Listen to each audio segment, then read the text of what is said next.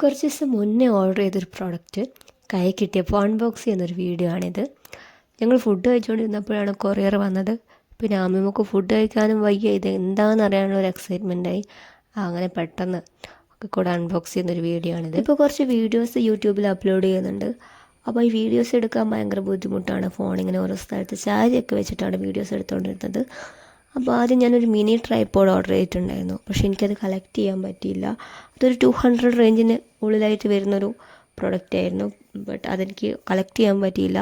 അപ്പോൾ പിന്നെ ഓർഡർ ചെയ്യുമ്പോൾ മീഷോയിലായിരുന്നു ആദ്യം ഓർഡർ ചെയ്യുന്നത്. മീഷോയിലൊരു 10 to 12 ഡേയ്സ് എടുക്കുന്നുണ്ടായിരുന്നു പ്രൊഡക്റ്റ് എത്താൻ വേണ്ടിയിട്ട്. അപ്പോൾ ഫ്ലിപ്പിൽ എക്സ്പ്രസ് ഡെലിവറി കണ്ടപ്പോൾ ഈ റിംഗ് ലൈറ്റ് ഒക്കെ വരുന്ന ഒരു ട്രൈപോഡ് ഓർഡർ ചെയ്തു. ഇതൊരു 600-നുള്ളിലാണ് റേറ്റ് വരുന്നത്. പെട്ടെന്ന് കൈ കിട്ടുകയും ചെയ്തു. ഇത് കയ്യിൽ കിട്ടിയപ്പോഴാണ് കുരങ്ങൻ്റെ കയ്യിൽ പൂമാല കിട്ടിയ അവസ്ഥയായി. ഇതുകൊണ്ട് എന്താ കാണിക്കേണ്ടതെന്ന് ഒരു ഐഡിയ ഇല്ല. ഇതിൻ്റെ ഈ സ്റ്റാൻഡൊക്കെ ഏകദേശം ഒരുവിധം ഒന്ന് സെറ്റ് ചെയ്തെടുത്തു. നല്ല കൺഫ്യൂഷൻ ഉണ്ടായിരുന്നു, എന്നാലും കുഴപ്പമില്ലാണ്ട് സെറ്റ് ചെയ്തെടുത്തു. പിന്നെ ഫ്ലിപ്പിലുള്ള കാറ്റലോഗൊക്കെ ജസ്റ്റ് ഒന്ന് നോക്കി, എങ്കിലും വലിയൊരു ഡീറ്റെയിൽ ആയിട്ടുള്ളൊരു അറിവൊന്നും കിട്ടിയില്ല. അവസാനം കിളി പോയി നിന്നപ്പോൾ ഗൂഗിളിലൊന്ന് സെർച്ച് ചെയ്ത് നോക്കി. അങ്ങനെ ഗൂഗിളിൽ നിന്നൊരു വീഡിയോ കിട്ടി. നല്ലൊരു യൂസ്ഫുൾ ആയിട്ടുള്ളൊരു വീഡിയോ ആയിരുന്നു ഇത് സെറ്റ് ചെയ്യുന്നതിനെ പറ്റിയിട്ടുള്ളത്.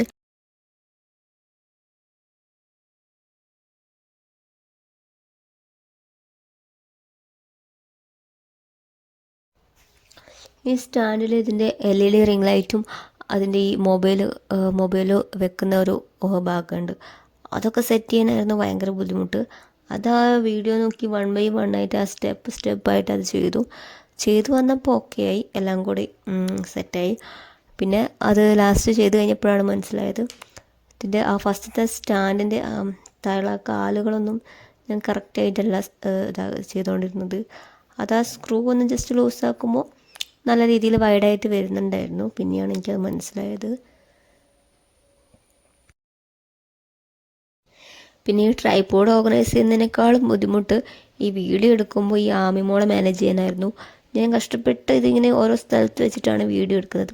അതിൻ്റെ ഇടയ്ക്ക് അവൾ വന്നിട്ട് ഓരോന്ന് കാണിക്കും, ചിലപ്പോൾ ഫോൺ വലിക്കും, അല്ലെങ്കിൽ സിസേഴ്സ് എടുത്തുകൊണ്ട് പോകും. അങ്ങനെ കുറേ പരിപാടി ഉണ്ടായിരുന്നു.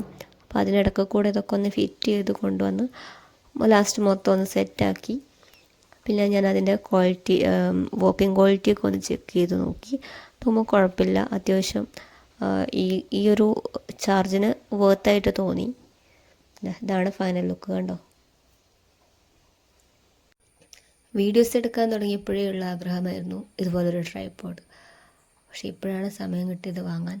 ആ സന്തോഷമാണ് ഈ മുഖത്ത് കാണുന്നതൊക്കെ. ഇതിൻ്റെ റിംഗ് ലൈറ്റിൽ 3 ഷെയ്ഡ് വരുന്നുണ്ട്. 3 ഷെയ്ഡ് ഞാൻ കാണിച്ചു തരാം. അതുകൂടാണ്ട് ബ്രൈറ്റ്നെസ് കൂട്ടാനും പറ്റും, കുറക്കാനും പറ്റും.